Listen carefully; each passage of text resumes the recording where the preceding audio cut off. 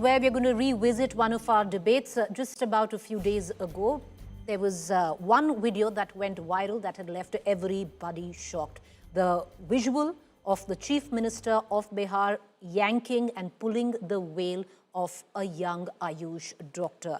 There was fair amount of backlash, political and otherwise, asking the Bihar Chief Minister to apologize, because clearly there could have only been two reasons. One, that the Bihar Chief Minister was really unwell. Why would you do something like this?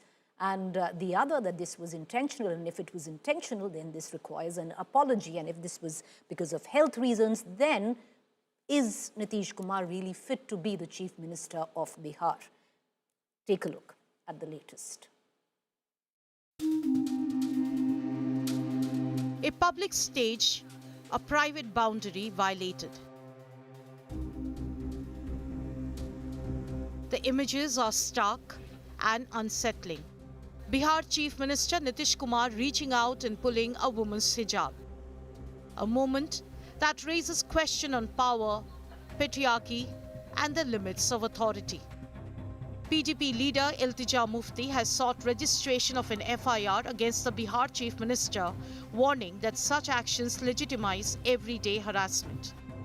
We are appealing to the police here, to Jammu and Kashmir police, to take strict cognizance and action against the Bihar Chief Minister, because we've seen how after this incident happened, there are lumpen elements all across India who are engaging in such indecent, vile acts. And not just that, you have union ministers, BJP ministers who occupy positions of power, justifying this vile act of indecency.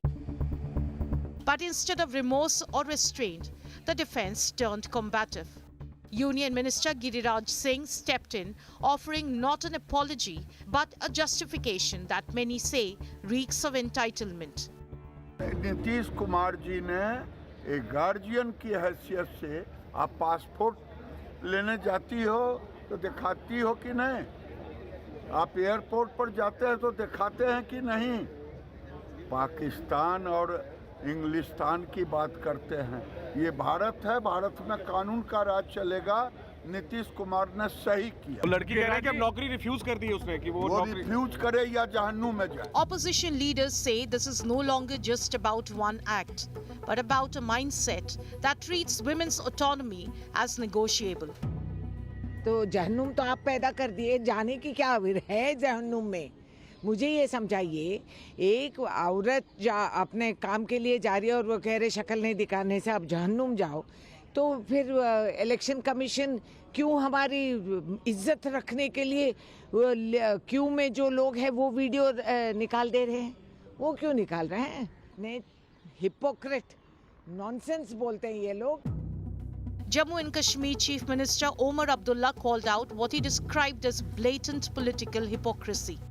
BJP से तो आप यही उम्मीद करोगे ना, अगर ये हरियाणा या राजस्थान में किसी हिंदू औरत की घूंघट होती और मैंने उतारा होता, क्या बीजेपी वाले यही कहते? जरा एक सेकंड के लिए आप सोचिए, अगर किसी मुसलमान लीडर ने किसी हिंदू औरत का घूंघट उतारा होता तो कितना बवाल मचता। क्योंकि ये डॉक्टर मुसलमान थी तो इसलिए बीजेपी का रिएक्शन जो है अलग है। From parliament to public platforms, the anger is unmistakable. The message growing louder by the hour. Authority is not ownership, and power does not come with the right to humiliate. With a police complaint now filed and no apology from the top, the controversy has become a defining test. Not just of one chief minister, but of how those in power respond when dignity is stripped away in plain sight. Bureau Report, India Today. This might have become political, but this has very little to do with politics. It has everything to do with crossing that very thick red line when it comes to personal space.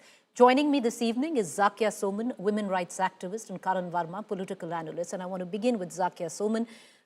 Ms. Soman, would you reckon that at least a public apology is due here? It's not just about apology, Preeti. This is highly inappropriate.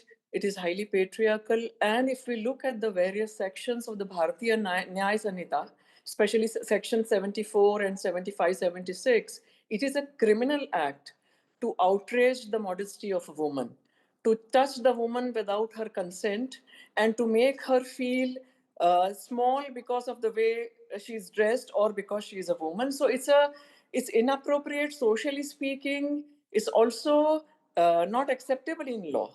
So when a chief minister behaves like this, it highlights the much larger malaise, which is afflicting our country today, where women are not safe and secure, where women are not seen as equal human beings with dignity, with human rights. The behavior towards women in public, this is in full view. This is at a public rally, and this is how the chief minister, no less, is behaving. So it signifies the mindset where we consider women as lesser beings, and the men appropriate the right to themselves to decide as to what a woman will wear, what she will not wear. All the more problematic because she comes from the minority community and she is in a hijab, and the chief minister ends up pulling the hijab. This is something just not done. He should apologize. I think even the National Commission for Women should take cognizance and give him a very, very stern kind of a warning.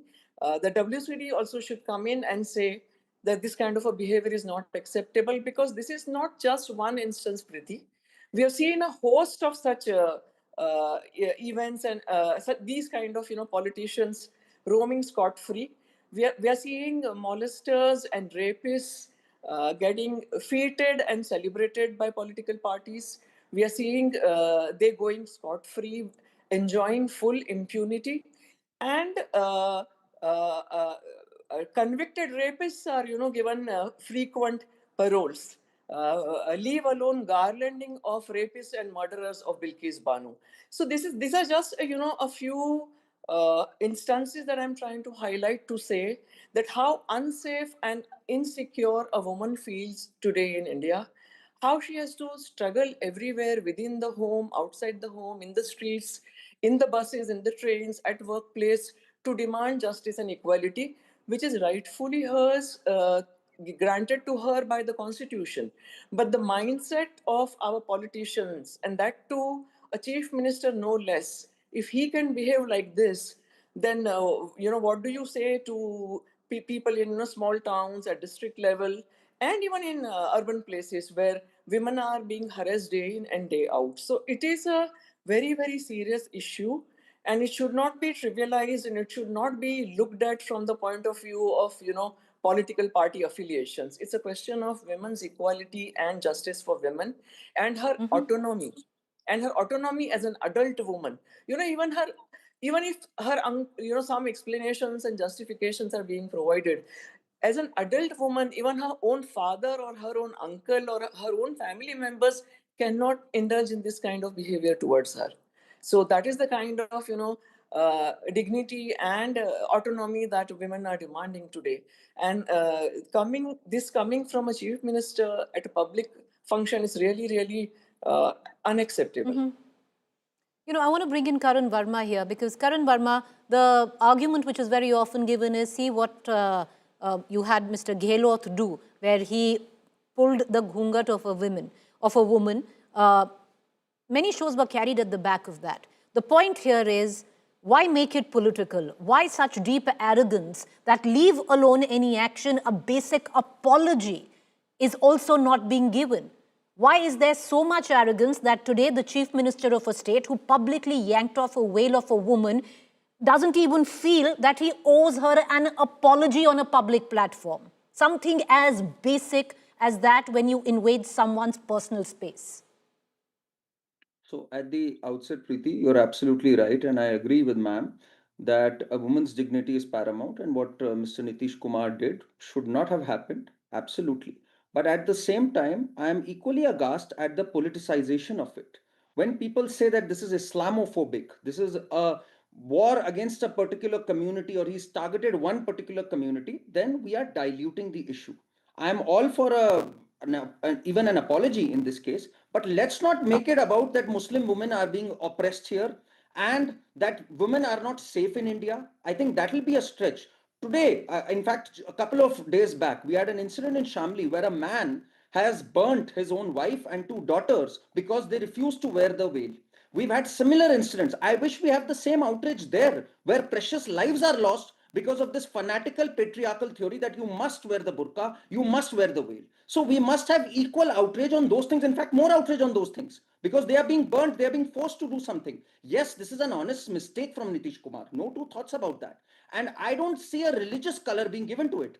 Unlike Ashok Gehlot. Karan, for a moment, let's just even give, though it's appalling to think that it is a mistake because you've actually stepped into somebody else's personal space. Let's say it's a mistake. When you make a mistake, what do, Karan? What does Karan do when he makes a mistake? He goes out and he apologizes. He should apologize. That's what I'm saying, Preeti. Did I ever say that he shouldn't apologize? But I am equally appalled at the politicization of it and giving it a religious color that this is against Islam and this is against Islamic women. If anything, people should be extremely outraged and should have marches on streets. Why are certain women forced to wear the veil? They are burnt alive for wearing the veil. Where does our outrage go then? How do you draw that parallel here, Karan? This is a woman. I don't agree that one should wear a veil. But this is a woman who's embraced the veil of her own volition. She today is feeling aggrieved and embarrassed at the back of what has happened. How can you tell somebody who has embraced the veil or the ghungat of their own volition that they shouldn't do so? When did I ever say that? I at the outset said that what Mr. Nitish Kumar did was wrong, and yes, there should be an apology. But to make it about this is against Islam and women are in danger, that is where my problem is. Issuing fatwas against this. Now, Mehbooba Mufti's daughter, who's gone on to register an FIR for this, should register an FIR against her mother also, who in April 2004, by the way, forcefully lifted the veil of a Muslim woman inside a polling booth. So this selectivism, this giving it a religious color, that's where my problem is. Because people have done this, this issue is getting diluted. Of course, Mr. Nitish Kumar should not have done that. So we should be outraged by the fact that women are subjected to far serious crimes, and at that time people keep quiet. Why that stony silence is my question here. No, I don't think there's any stony silence. I think we've run out of time, and that's all the time that we have for now. But I appreciate both of you for joining us and putting your views forward. I think one issue that we all agree on is, let's even give it you made a mistake. But what do you do when you make a mistake? You pulled a veil on a public platform. Don't have that kind of arrogance where you think that you shouldn't even come out and apologize to this young woman.